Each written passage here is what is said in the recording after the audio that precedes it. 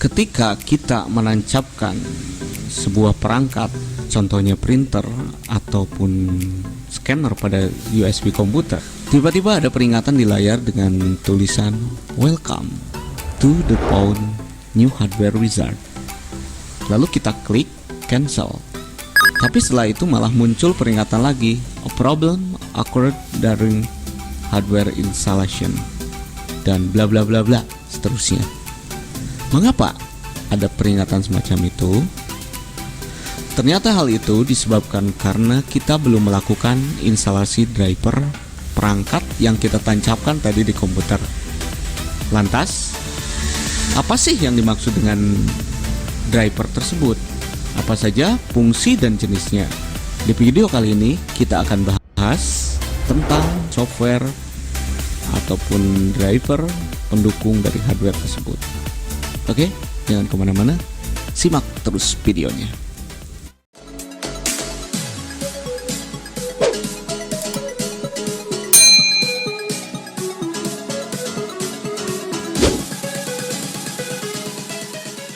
Assalamualaikum warahmatullahi wabarakatuh.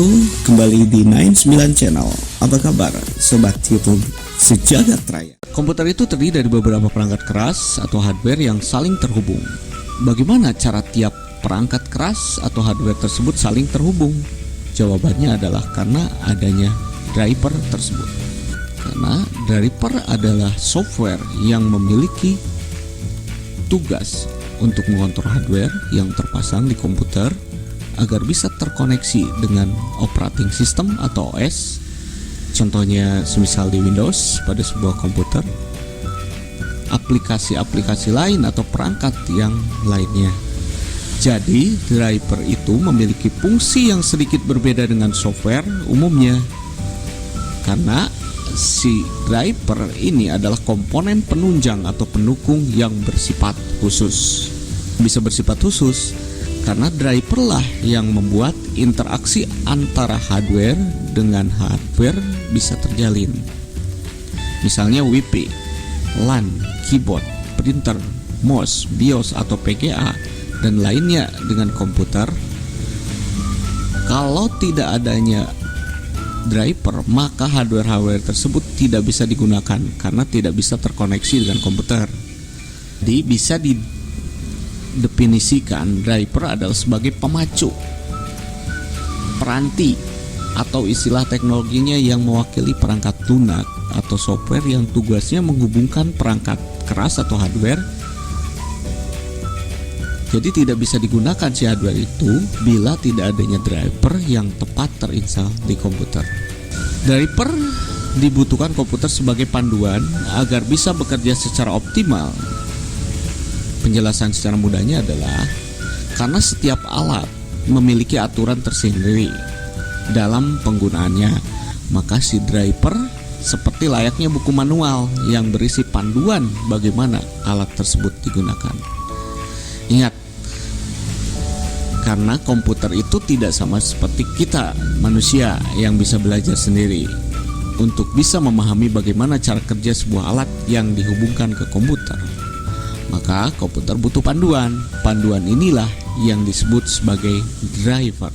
Driver itu memiliki fungsi khusus.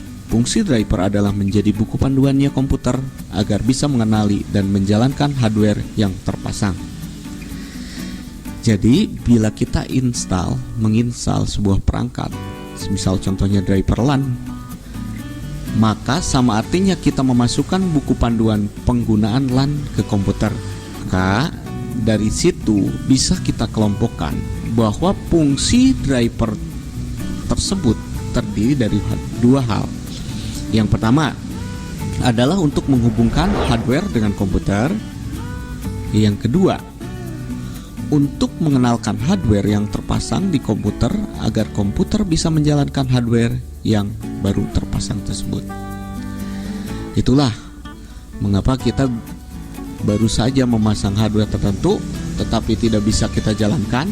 Itu bisa disebabkan karena drivernya belum kita install, bahkan drivernya belum kita update, atau juga bisa menyebabkan hardware tidak bisa dijalankan.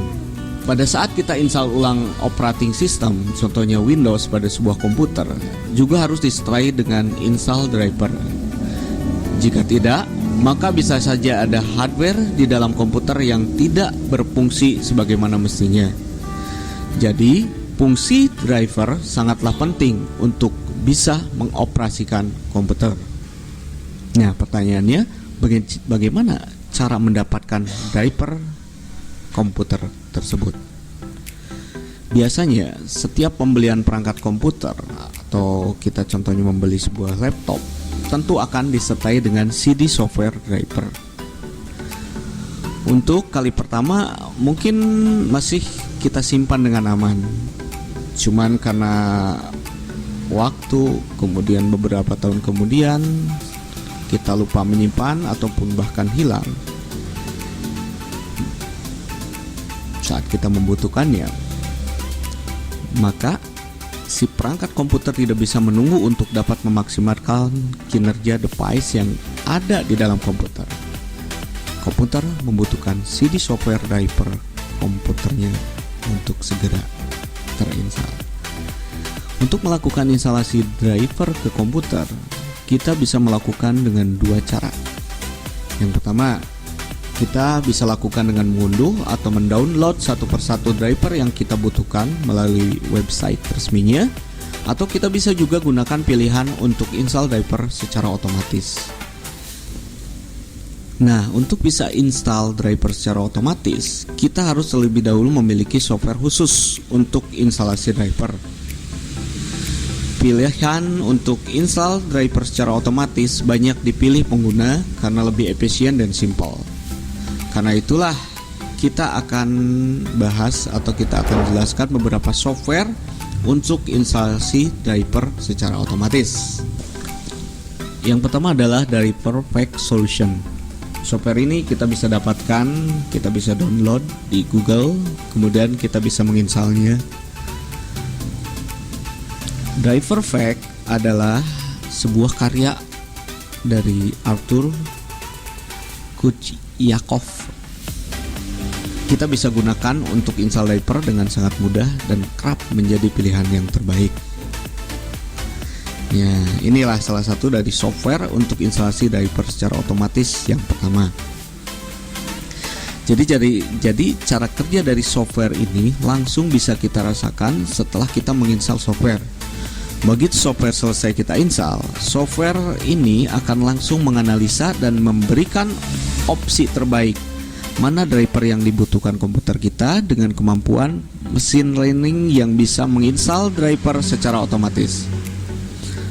Tentu menjadi alasannya software Driver Pack Solution ini menjadi pilihan terbaik. Kemudian yang kedua adalah Driver Booster.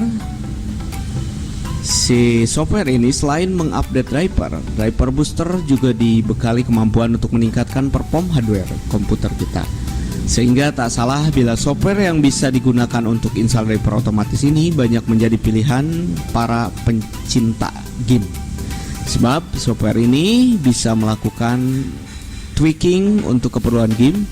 Ia juga bisa uninstall driver lama dan menggantinya dengan yang baru. Kemudian yang ketiga, software yang ketiga adalah Driver Mac. Ya, jika kita ingin software instalasi driver yang sederhana, maka Driver Mac bisa menjadi pilihan yang tepat. Pada intinya, driver ini bisa kita gunakan untuk install driver secara otomatis tanpa perlu repot-repot satu persatu cari driver yang tepat. Kemudian yang keempat adalah Driver AC. Driver AC yang juga menjadi software untuk install driver secara otomatis. Uniknya, software ini bisa bekerja seperti sebuah antivirus, tetapi di scan adalah daftar driver yang perlu diupdate saja. Kemudian yang terakhir ada lagi, ini lumayan sederhana juga ini, yang namanya Slim Driver. Slim Driver adalah software untuk mengelola driver yang terinstall di dalam Windows. Kemampuannya tidak hanya terbatas pada update driver, backup, restore, dan uninstall driver, tapi si software ini juga termasuk memiliki fitur-fitur slim driver yang dapat dinikmati oleh pengguna. Itulah mungkin software sebagai software dari driver pendukung dari hardware.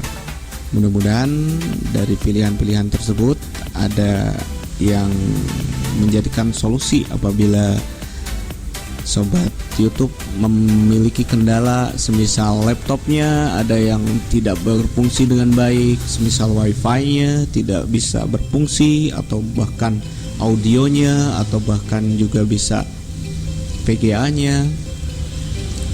Sementara untuk solusi driver bawaannya udah tidak ada, udah hilang. Itulah mungkin jadi solusinya. Kita bisa download di websitenya yang resmi dengan catatan satu persatu, kita download sesuai kebutuhannya. Juga yang solusi yang kedua dengan cara kita memiliki software yang secara otomatis driver tersebut bisa terinstalasi. Dengan catatan berarti harus ada koneksi internetnya terlebih dahulu. Oke, terima kasih telah menonton dan menyimak video ini. Mudah-mudahan bisa bermanfaat dan jadikan solusi apabila terjadi kendala atau hal yang sama seperti dalam video ini. Untuk next video kita akan bahas tentang software dari software aplikasi, sebagai kata kode dari software aplikasi. Oke, terima kasih. Salam sejahtera dan bahagia selalu buat kita semua. Assalamualaikum warahmatullahi wabarakatuh.